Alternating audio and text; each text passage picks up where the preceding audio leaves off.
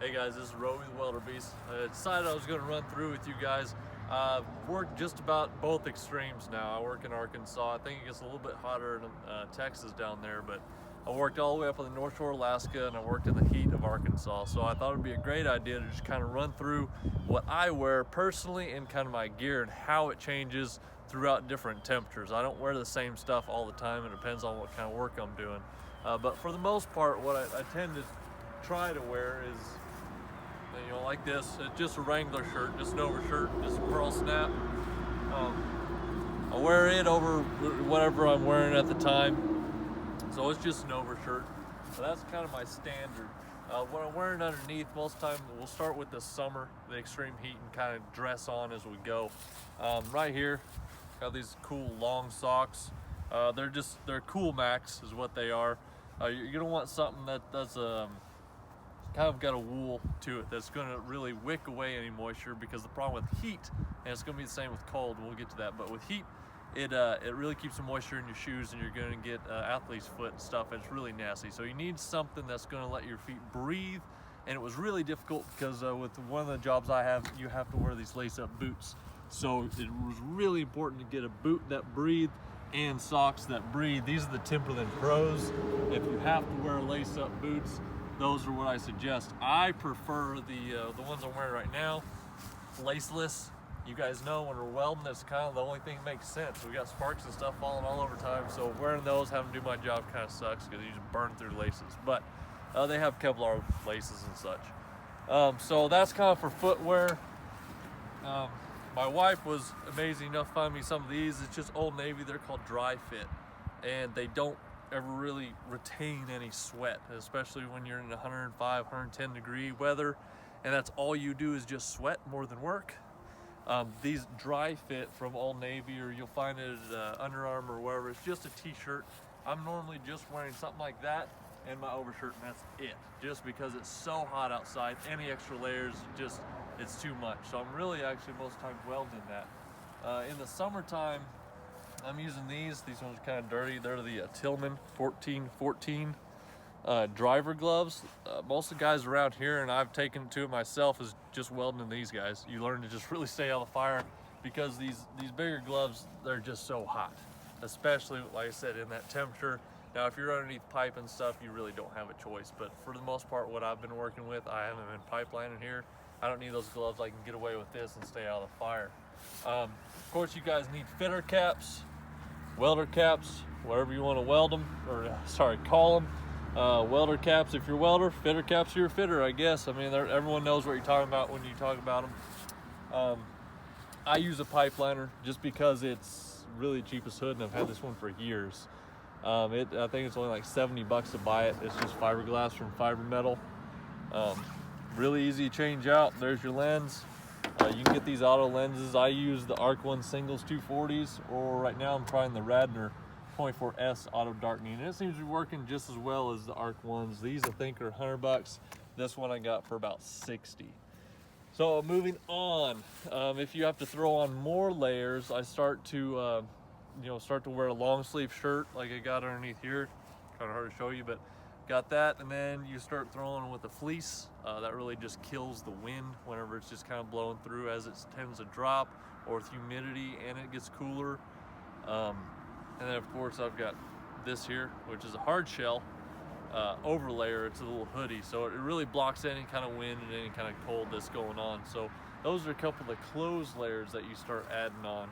And as you get going with the heat, if you just are wearing just the overshirt, you can get away with wearing some gloves like this, the Tillman 750s. And then just either you can have, like you're doing pipe, you're gonna want this. This is just an armband. You know, you pretty much put your arm through there, you wrap it over, and so whenever you're welding, you can just set your arm right there and just go on the pipe, and keeps you from burning your arm up, because that pipe gets really, really hot. Another option for you guys that I carry is these sleeves. These are just FR sleeves, so you can put them over your shirt. If you're not getting into the fire too much, you just need to keep the sparks off. That's another good option. A lot of guys probably don't really use these that are pipelining. These are just just the sleeve, just shoulders. A lot of them will have just this arm here, and it comes up over the collar. So you just have your right arm, and it comes over the collar, and they'll use this pad here for pipe lining. I got the one that just had, you know, both arms, just for kind of what I get into. And then if you keep wanting to add on more layers to it, you got this guy, which is one I have.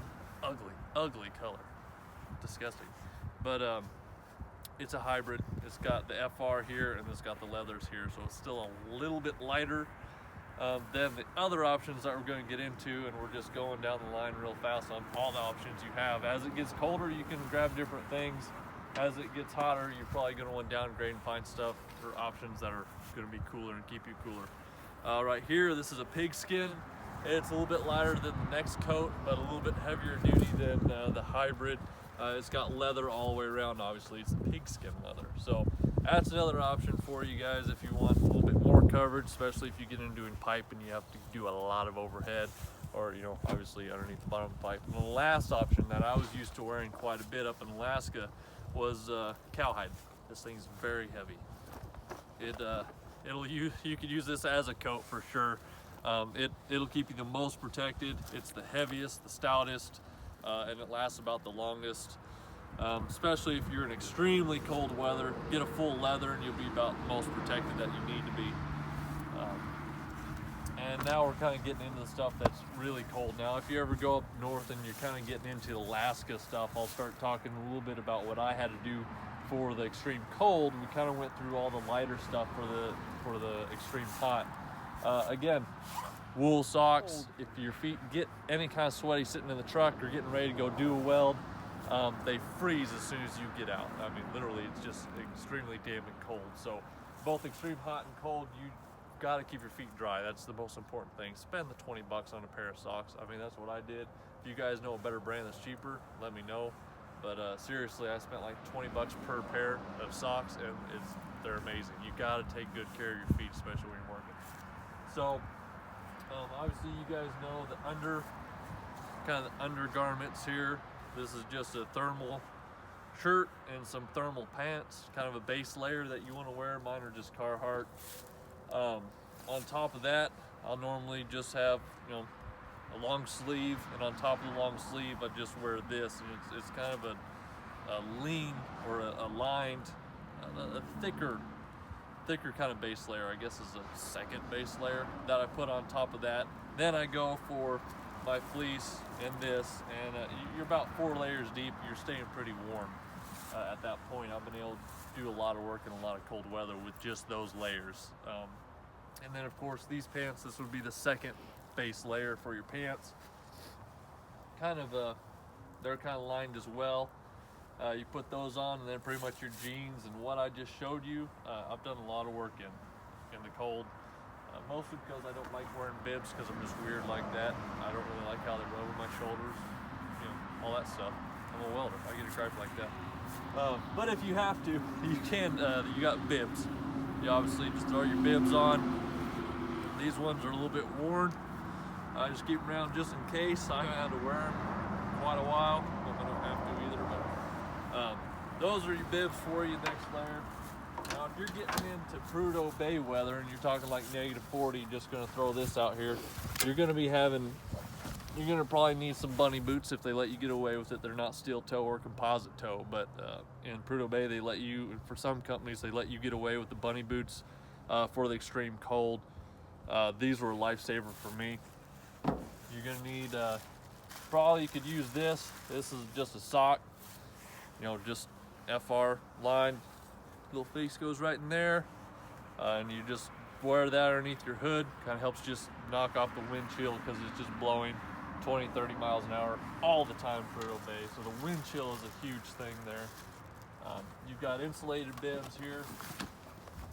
You want the black insulation in your bibs, black insulated bibs to go over top of those bibs. So you can see the real trick here is all in layers. The more layers you can wear, the better, and it keeps you more mobile, I think. I try at all costs avoiding at all costs the insulated bibs and a Carhartt jacket like this. and I still got the stickers on this, I didn't use it. Just because, as you can tell with being a welder, most of you guys that do weld, once you lose mobility, it's really hard to still put out quality welds. So the more layers you can put on, the more heat you can trap inside those layers, the more mobile you'll still be able to be and to be able to do good welds. But that was just kind of a brief overview of what I wear and what I use to weld in different temperatures and how it escalates as the temperatures increase or decrease. That's kind of all my gear. That bag there was my Arctic gear bag. I actually don't carry that with me because I'm in Arkansas. I don't need Arctic gear. But I carry most of all this other stuff, just varying on the different day and job that I got. And yeah, that's for you. I didn't really point these out. We use these a lot for the full weld glove. Right here is the 945s. They're insulated welding gloves. So that really helps keep your hands warm when you're in the extreme cold. But like I said, I try using the uninsulated or just these driver gloves. Kind of gets the job done. But anyways, I hope that helped you guys out. As always, have a great day, and I'll talk to you later.